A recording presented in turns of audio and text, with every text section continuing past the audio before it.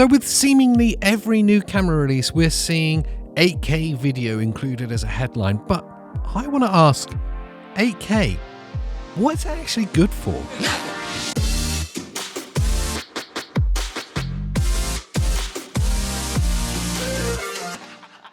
Well, maybe not absolutely nothing, but we'll get onto that. But first, let me introduce myself. I'm AJ, this is 120fps, and we share videos about all things camera related and all that geeky stuff. If you like that, make sure you subscribe for more, and let's get on with it.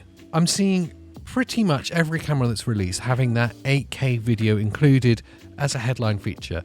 Just this month, we saw Canon release the R5C as a sort of upgrade to the R5 and its 8K video capabilities. We now have unlimited, or as Canon say, long duration. I want to know who's actually using 8K to its full potential and for what purposes. It's certainly not content creators, which seems to be where a lot of the hype for cameras comes from, and especially the high-end specs. We see a lot of content creators getting very excited about 8K video, and then they're uploading videos to YouTube. That 8K was pretty much pointless. And that's not to say that there is no purpose to recording in 8K in the first place, because for sure we have that high fidelity. There's more that we can do with it in post-production. But we're getting to that point where the cost of production and the cost of post-production and the gains made in quality don't seem to make sense anymore. The cost outweighs the incremental steps in quality that we have. If anyone's got any experience in recording anything above 4K, let's say with the Lumix S1H recording in 5.7K, or any other cameras that record above 4K recently, will know that the expense of hard drive space is obscene. And when you get to 8K, then we're talking about 10-bit or 12-bit footage in 8K 422, the file sizes are going to be absolutely ridiculous. You're going to be looking at terabytes to produce a decent sized commercial production. And I don't see the necessity for that. The argument for high resolution recording always seems to be that you get more options in post-production. The first I always hear about is reframing, and that really irks me, because what's the point of having a director or a director of photography, or if you're a one-man band, what's the point of framing the shot properly if all you're worrying about is, I can reframe it afterwards in post? It would suggest that you're constantly framing with 100% crop in mind in order to get a punched in second angle. And let's face it, it's not a second angle because you're not getting that parallaxed effect. It is the same angle just punched into it. So it's a digital zoom. What we're talking about here is digital zoom. And anyone that remembers camcorders with digital zoom will know that it's a bit naff. If we're not using it for punching in, then what else is there? Well, we always hear about the ability to use heavy post-production effects. Warp stabilizer works better. Things in After Effects such as tracking work better, and they definitely do. But is it twice as good as 4K better? I don't think so.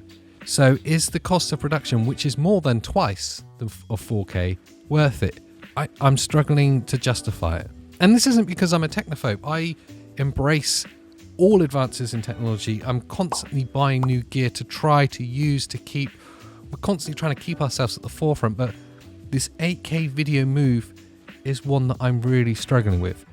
Now, the R5C being released in January was the first time that I saw an 8K camera that actually made a little bit of sense, and that was because the 8K oversampling modes available in all other resolutions. So you can record in 1080 and have an 8K oversampled image. That oversampling is obviously going to give you huge advantages with fidelity and sharpness of that 1080 image.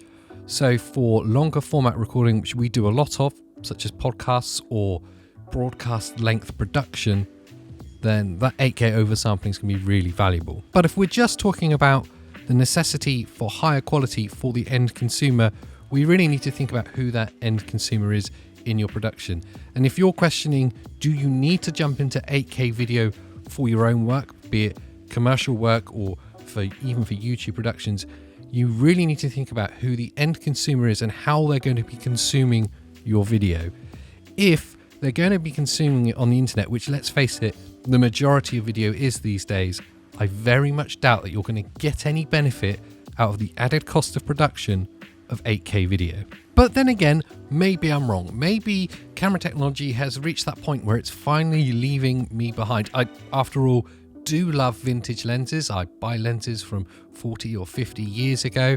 I do love older cameras. I still think one of the best digital cameras ever made is the original Blackmagic Pocket Cinema camera, and that only shoots in 1080. So perhaps I'm wrong, and perhaps technology is finally leaving me behind, but I struggle to acknowledge that. I need to know what the genuine need for 8K video is before I'm going to make the leap into upscaling all of my production costs to incorporate 8K video into it. I need to see enough people consuming 8K as an end product as well in order to fully justify it. At this point, I don't see the need, bar being at the forefront of technology, and that right now does not justify the added cost, firstly, of the cameras, but really more importantly, of the back end, of the post-production, the storage, and the computer power needed to properly take advantage of 8K video. Anyway, that's me getting my thoughts from out of my brain into the open, because yeah, I'm here on my own. Pete's not here. I just sit here thinking about 8K video and getting angry. So I thought I'd share it with you.